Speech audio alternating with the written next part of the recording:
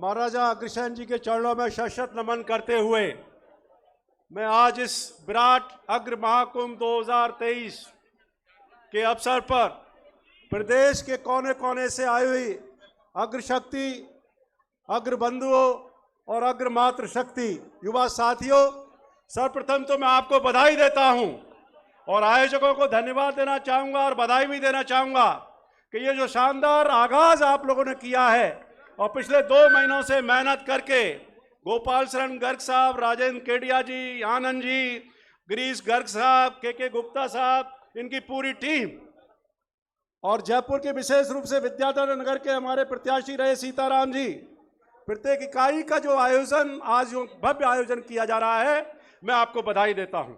इस मौके पर मंचासीन बहुत सारे सम्मानीय गणमान्य लोग हैं, लेकिन कुछ लोगों का नाम जरूर लेना चाहूंगा।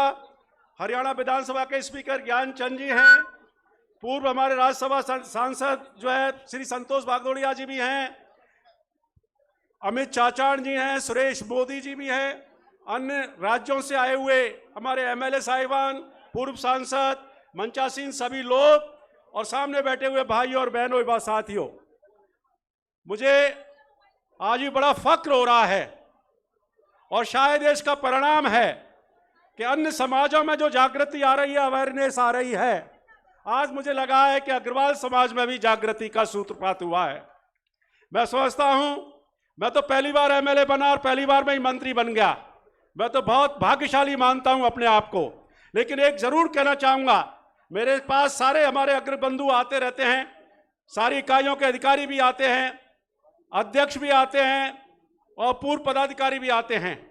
और आप जानते हैं कि हम जो महाराजा अग्रसेन के वंशज हैं और उसके वंशज होने के नाते ये हम साथ जानते हैं कि उन्होंने क्या पाठ पढ़ाया था।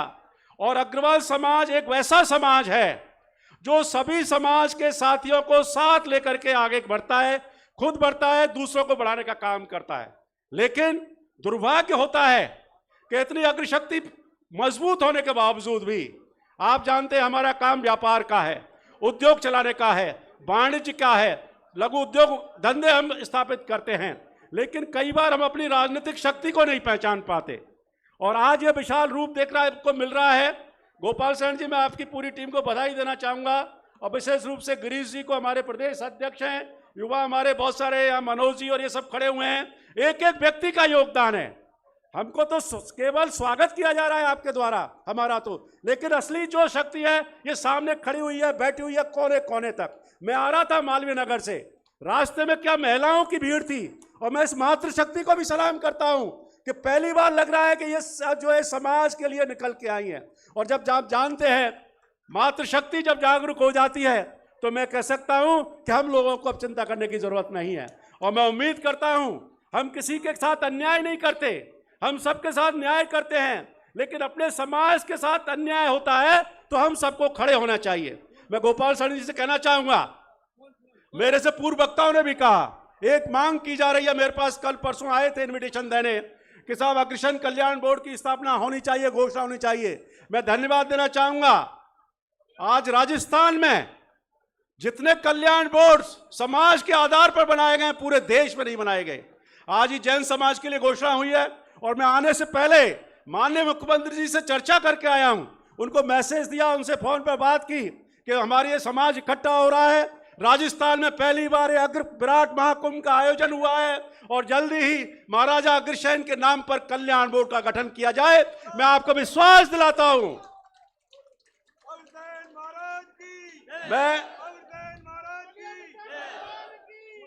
मैं महाराजा अग्रसेन के चरणों में शत नमन करते हुए कहता हूं, मैं आपको विश्वास दिलाता हूं और मुझे पूरा विश्वास है अपने माननीय मुख्यमंत्री अशोक गहलोत पर कि वो हमारे समाज की मांग को पूरा करेंगे। अगर आपको ध्यान हो, जब ईडब्ल्यूएस का आरक्षण लागू किया गया था केंद्र सरकार के द्वारा, तो उस ईडब्ल्यूएस के आरक्षण में बहुत सारी विसंगतियां थी। उस विसंगतियों को सरल बनाने का काम अगर राजस्थान में किया और राजस्थान के समाज के लोगों को आईएएस या दूसरी सेवाओं में जाने का मौका मिला, तो संपत्ति की बाध्यता, जमीन की जो बाध्यता थी, उसको माननीय मुख्यमंत्री अशोक गहलोत ने दूर किया, जिसकी वजह से आज न केवल मैं बताना चाहूंगा, मेरे भरतपुर के समाज की एक बहुत गरीब व्यक्ति उस ईडब्ल्यूएस का आरक्षण लेने के बाद आईएएस में उसका सिलेक्शन हुआ। तो मैं जो विश्वास दिलाता हूं मैं अग्रबंधुओं को और यहाँ गणमान्य लोगों को, लेकिन इस मंच से मैं कहना चाहूंगा मैं माननीय प्रधानमंत्री से भी अनुरोध करना चाहता हूं कि वो अग्रसेन जो है कल्याण बोर्ड की जगह अग्रसेन कल्याण आयोग की स्थापना करें, जिससे कि उनको संवैधानिक दर्जा मिले। और जिस दिन उस आयोग की स्थापना हो जाएगी, मैं आपको विश्वास दिलाता हूं, राजस्थान में भी हम अग्रसेन कल्याण आयोग की स्थापना कराएंगे। मैं भाई और बहनों और युवा साथियों, मैं ये बिल्कुल गैर राजनीतिक मंच है और इसलिए कहना चाहता हूं, इस गैर राजनीतिक मंच के माध्यम से आपको अपनी शक्ति पहचाननी चाहिए। आप जानते हैं कि राजनीति में कोई भी व्यक्ति एक जाति के आधार पर नहीं बढ़ सकता, लेकिन अग्रवाल समाज एक ऐसा समाज है जिसको सभी लोग, चाहे वो किसी भी जाति के हों, धर्म के लोग हों, वो सब स्वीकार करते हैं।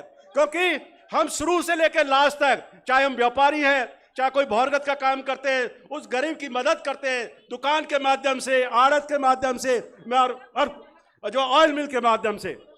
मैं आपकी शक्ति जानता हूं, आप लोगों में वो शक्ति है कि एक व्यक्ति दुकान पे बैठा हुआ, उद्योग में बैठा हुआ 10 आदमियों को बना सकता है। जिस दिन आप इस शक्ति को पहचान लोगे, जिस दिन आप इस शक्ति को पहचान लोगे, उस दिन मैं कह सकता हूं आपके समाज के साथ कभी भी अन्याय नहीं हो सकता। और मैं कहना चाहूंगा समाज के सभी अधिकारियों से और जो नेता हैं, कभी भी किसी भी एक पार्टी के पॉकेट मत बनिए, सबको साथ लेकर के चलिए, जो आपको उचित लगता है उसके अनुसार निर्णय लीजिए।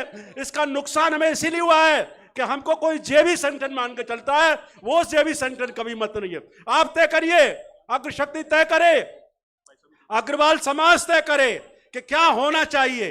और मैं उम्मीद रखता हूं कि जिस तरह से आगाज हुई है और इतने लोग आए हैं, मुझे विश्वास है कि हम सब लोग मिलकर के कंधे से कंधा मिलाकर के एक ऐसे परिवर्तन को पूरे देश और दुनिया में लाएंगे कि हम अपने समाज को भी आगे बढ़ाएंगे, अन्य समाज के लोगों के साथ अन्याय भी नहीं करेंगे और राजनीतिक सत्ता भी आप लोगों को मिले।